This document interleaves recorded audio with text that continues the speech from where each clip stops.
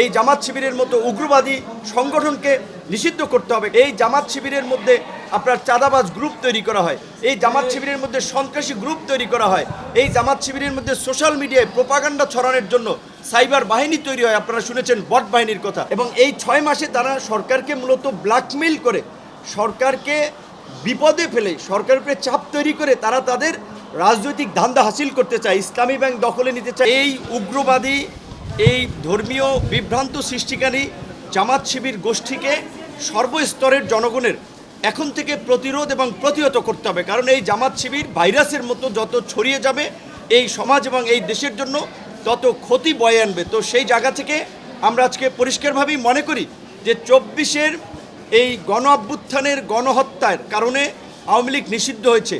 71-এ কিন্তু এর চেয়েও ভয়াবহ গণহত্যা, লুটপাট, গণধর্ষণ হয়েছে। সেই 71-এর গণহত্যা, গণধর্ষণ এবং লুটপাটের কারণে জামাত শিবিরও কিন্তু নিষিদ্ধ হওয়া দরকার। তো কাজেই সেই জায়গা থেকে আমরা অবশ্যই রাজনৈতিক বিভিন্ন পর্যায়ে নেতৃবৃন্দের সাথে আলাপ করব। এই জামাত শিবির এবং আওয়ামী লীগ এই একই ধরনের ফেসিস্ট।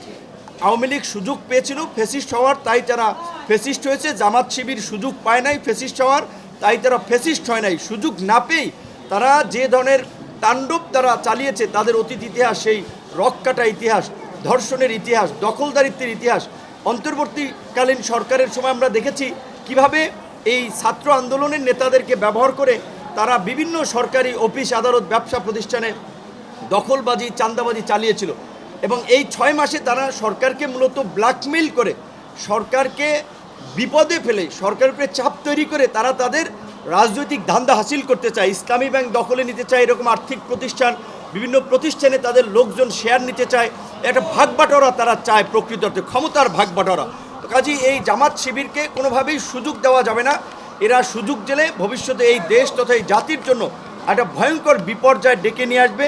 তাই আমি সকল পর্যায়ের রাজনৈতিক দলের নেতৃবৃন্দকে আমি আহ্বান জানাবো, আওয়ামী লীগ এই 24-এর গণহত্যার কারণে নিষিদ্ধের পাশাপাশি 71-এর গণহত্যা, লুটপাট এবং ধর্ষণের কারণে জামাত শিবির আওয়ামী লীগ নিষিদ্ধ করেই গিয়েছে। সেই নিষিদ্ধ অন্তর্বর্তীকালীন সরকার তুলেছে, কিন্তু এখন যেহেতু নির্বাচিত সরকার, এই সরকারকেও সেই বিষয়ে ভাবতে হবে। প্রয়োজনে রাজনৈতিক ঐক্যমত তৈরি করে এই জামাত শিবিরের মতো উগ্রবাদী সংগঠনকে নিষিদ্ধ করতে হবে। কারণ না হলে এই দেশে উগ্রবাদ মাথাচাড়া দেবে এবং বৈশ্বিকভাবে বাংলাদেশ একটা ভাবমূর্তি সংকটে পড়বে। যেভাবে আপনারা দেখেছেন কিছুদিন আগে জাতিসংঘ আল কায়দার আপনার তৎপরতার কথা বলেছে যে তারা বাংলাদেশকে টার্গেট করতে পারে, টার্গেট করবে তো এই জামাত শিবিরের উগ্রবাদী সংগঠন দ্বারাই। কারণ এই জামাত শিবিরের মধ্যে অস্ত্র পরিচালনাকারী ক্যাডার তৈরি করা হয়, তাদেরকে প্রশিক্ষণ দিয়ে যে তারা মারা গেলে তারা বেহেশতে চলে যাবে। এই জামাত শিবিরের মধ্যে আপনার চাঁদাবাজ গ্রুপ তৈরি করা হয়, এই জামাত শিবিরের মধ্যে সন্ত্রাসী গ্রুপ তৈরি করা হয়, এই জামাত শিবিরের মধ্যে সোশ্যাল মিডিয়ায় প্রোপাগান্ডা ছড়ানোর জন্য সাইবার বাহিনী তৈরি হয়। আপনারা শুনেছেন বট বাহিনীর কথা।